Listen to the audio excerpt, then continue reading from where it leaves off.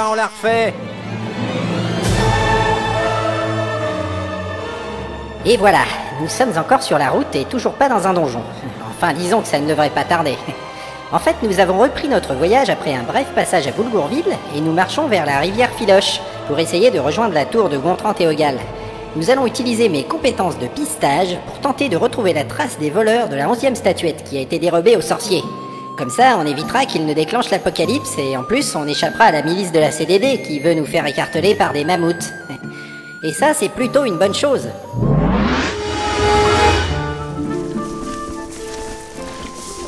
Je n'aime pas trop ces nuages. Y a pas grand chose pour s'abriter ici. Chier. C'est moins dangereux comme ça. On ne risque pas de se faire surprendre par des bandits. Du genre le bandit Tarken. Ils peuvent toujours se cacher dans ces gros buissons là-bas au bord de la route. Oh non! Mon peuple vit dans une plaine comme celle-là. C'est la grande plaine de Creed. C'est très intéressant. Ouais. On chasse les grands animaux à la lance et on fait la course avec les fauves qui veulent voler la viande. Les femmes font des bottes avec la peau. Et le soir, on mange et on dort. Ça ne laisse pas beaucoup de place pour la lecture, tout ça. Mais qu'est-ce qu'on va faire si on rattrape les autres aventuriers? Est-ce qu'on doit préparer un plan? Bah, il faut déjà savoir combien ils sont, hein, et puis quel est leur niveau, et avoir des détails sur leurs compétences. Et s'ils ont un sorcier avec eux? Ensuite, on peut parlementer, pour leur expliquer le problème et récupérer la statuette qui ne précipitera pas la fin du monde. Ou bien, on leur échange contre une autre statuette. On peut aussi leur voler dans leur sommeil, et ne rien leur expliquer du tout. On n'a plus de voleurs avec nous. Et puis tes compétences à toi, on a vu ce que ça donnait. Ah, et c'était juste pas de chance. En tout cas, pour un sujet aussi important que la statuette, on n'essayera pas ce coup-là. Ou alors on rattrape les aventuriers et on les pulvérise. Ouais. Trulidic et Kaldabou et Tofalak à Clupidi. Quoi? De toute façon, ça ne sert à rien de faire des plans parce que rien ne se passe jamais comme on avait prévu. C'est vrai. Bon, bah faudra pas vous plaindre si ça foire, hein. Ça sera quand même de ta faute. Oh là là, non, voilà que ça tombe. Ah, ça pourrait être pire, il pourrait pleuvoir. Quand on se téléporte, on évite la pluie. Ah non, ça suffit.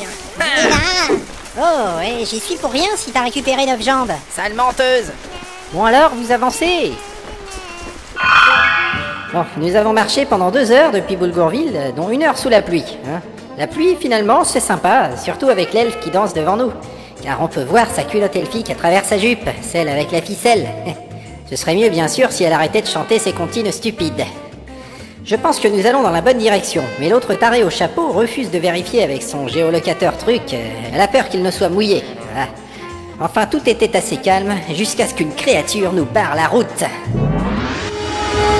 Oh là là, C'est quoi ce truc là-bas? Ne bougez pas. Je fais ce que je veux. une grande bête à cornes se tient au bord du chemin. Elle a posé sa patte sur le sentier et tourne vers nous son mufle suintant de bave. Elle mesure bien 2 mètres au garrot. Eh ben. Ton sang, c'est balèze. Encore plus gros que la taupe-garou. Là, le problème, c'est qu'avec la longueur de ses cornes, moi j'ai pas assez d'allonge pour la taper. J'ai les bras trop courts. Ce n'est pas un monstre, c'est un bœuf sauvage. On appelle ça Bœuf primigenius. Il se nourrit de végétaux qui poussent dans la plaine. Un auroch. C'est ça qu'on chasse avec des lances dans la plaine de Creed. Et je suppose que tu n'as pas de lance avec toi. Non. Chiotte. Si vous voulez mon avis, il faut plus qu'un coup de lance pour abattre une bestiole de cette taille. Quand on chasse, on est aussi nombreux que les doigts des mains. Ah. Sauf pour Trod le Massif. Hein? C'était un gars de mon clan. Il partait tout seul et il balançait une enclume entre les cornes. C'était marrant. C'est toujours pratique une enclume, mais j'en ai pas sur moi. Mais vous êtes pas bien. Quel genre de type chasse avec des enclumes? Trod le massif. Alors, qu'est-ce que vous faites? On va pas rester là quand même.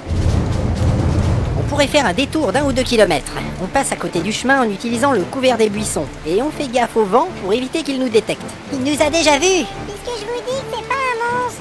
Moi j'ai une bonne idée. Avec ma pioche, je peux creuser une grande fosse comme on fait pour les ours géants des montagnes. Ensuite, on jette des pierres au monstre pour l'énerver. Alors il court, il tombe dans la fosse. Après, on peut le découper en morceaux et on va au village pour vendre la viande et la peau. Et avec les cornes, on fait des manches de couteau et on mange un gros steak. Mis à part le fait que ça prendrait 2 jours, je te signale quand même qu'on n'a rien pour transporter une tonne de viande et qu'on n'est pas parti à la chasse et qu'on doit empêcher le monde de sombrer dans la couette de Dlul. Mais on peut construire une charrette aussi. Alors, je dois atteindre le niveau 5 pour contrôler les grands mammifères. Ça m'étonnerait que le contrôle mental des rongeurs aboutisse à quelque chose sur un auroch. Moi La aussi. dispersion astrale a 97% de chance d'échouer. La malédiction du bras droit ne fonctionne que sur les bipèdes. Sinon, j'ai l'éclair en chaîne, mais ça va tout juste énerver à mon avis. Car j'ai besoin d'un magnificateur de puissance et du niveau 4 pour arriver à... Non, mais qu'est-ce qu'elle fait? L'elfe se rapproche du monstre. Ah là là là là là là là là. On n'est plus qu'à 5 mètres, 4 mètres, 3 mètres. 2 mètres. Oh là là là là, elle approche sa main. Ah, la conne.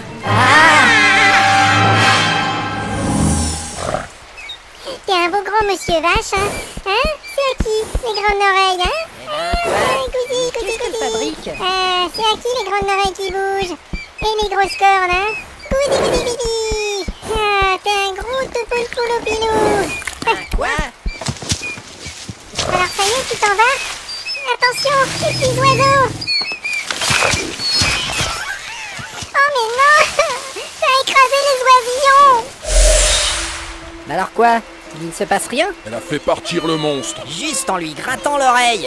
J'hallucine. Mais c'est quoi cette compétence bizarre? Ça existe? Je sais pas, mais c'est vraiment un truc d'elfe. Eh oui, c'est pas aujourd'hui que tu vas manger du bœuf sauvage. Pourtant, c'est vachement bon. Bon, ne restons pas là. On va choper un rhume. Chez nous, on ne chasse pas les animaux, on est comme des copains. Enfin, surtout les herbivores. Parce que des fois, on a quand même des problèmes avec les ours et les loups, les panthères et les tigres ou les gros dinosaures qui mangent les autres. Super! C'est pas tellement grave, mon oncle Yalonil arrive à leur faire peur avec des enchantements. Mais la plupart du temps, ils ne peuvent pas nous voir parce qu'on est camouflés dans les arbres et qu'on marche sans faire de bruit. Ah ouais, c'est trop classe. C'est pour ça qu'on n'a pas des armures de cuir ou des côtes de maille, hein. En plus, c'est lourd et puis c'est compliqué à entretenir et les cheveux longs se coincent dans les anneaux. Et puis le métal vert, ça n'existe pas, hein. Ouais, bah c'est bon. C'est pas la peine de crâner, t'as eu de la chance et puis c'est tout. Hein. Moi, j'ai envie d'une bonne assiette de soupe. L'autre naze devient vraiment pénible. C'est vrai qu'elle a fait fuir un taureau géant en lui grattant l'oreille, mais c'est pas une excuse.